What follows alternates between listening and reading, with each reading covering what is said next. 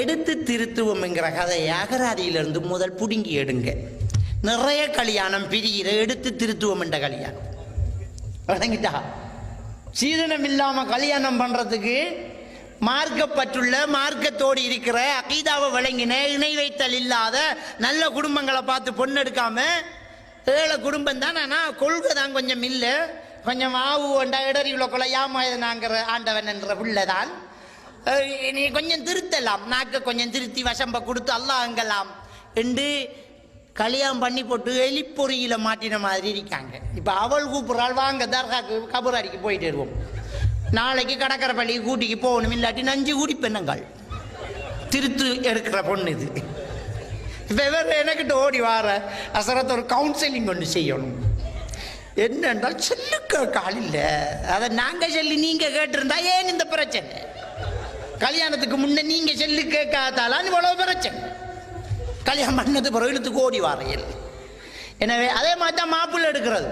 தொழுக பள்ளி பக்கம் காணல ஆளாண்டாலும் அவன் நல்ல அவன் தொலைச்சா தொழுவானா?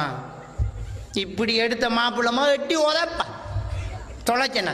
இந்த திருத்தி எடுக்கிற வழக்கம் இல்லை. ஏன்? ஹிதாயத்து அல்லாஹ்வுடைய கையில். ரசூலுல்லாஹி ஸல்லல்லாஹு அலைஹி வஸல்லம் அவர்களுக்கு தன்னுடைய சாச்சாக்கு ஹிதாயத்து கொடுக்க முடியாமல் போச்சு. தன்னுடைய சாச்சாக்கு போய் சொல்லி சொல்லி பார்க்காங்க. அபு தாலிப் ஏற்றுக்கொள்ளல, முடியல. ரசூலுல்லாஹ்வுக்கே முடியல, நம்முடைய அகலாத அதிகாரத்தை கையில் எடுத்துக்குவாங்க. நாங்கள் எடுத்து திருத்துவோம். இந்த கதையே வேணாம். பெண் எடுக்கும் போதும் மாப்பிள்ளை எடுக்கும் போதும் சீதனம் இல்லாம பண்றது ஒரு விஷயம், மார்க்கத்தோடு எடுப்பது மறு விஷயம். வாழ்க்கை சந்தோஷமாக இருக்க வேண்டும் என்றால் நபிகள் பெருமானார் ஸல்லல்லாஹு அலைஹி வஸல்லம் அவங்க சொல்றாங்க, துன்கஹுல் மர்அ லி அர்பஈன், 4 விஷயத்துக்காக ஒரு பெண் திருமணம் முடிக்கப்படுவாள்.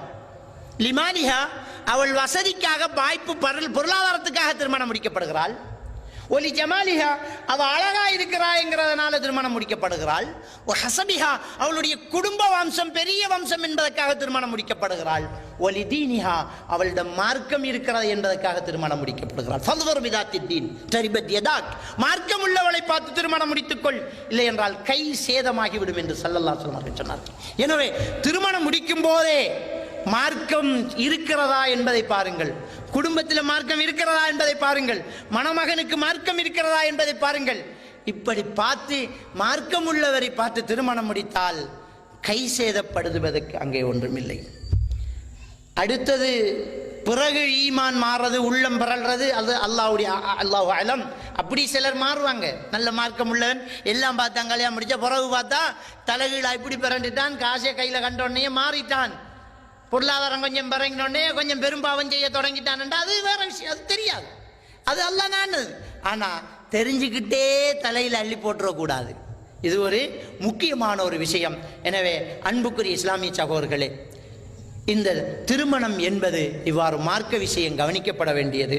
சீதனம் இல்லாமல் திருமணம் முடிக்க வேண்டும். ஒருபோதும் சீதனமாகாது என்பதை நாங்கள் புரிந்து கொள்ள வேண்டும். எல்லாம் வல்ல அல்லாஹ்வுக்கு சுப்ஹானஹு வ தஆலா நம் அனைவரையும் ஈமானோடு வாழ வைத்து ஈமானோடு மரணிக்க செய்வானாக. வாஹிரு தஅவானா அனில் ஹம்துலில்லாஹி ரப்பில்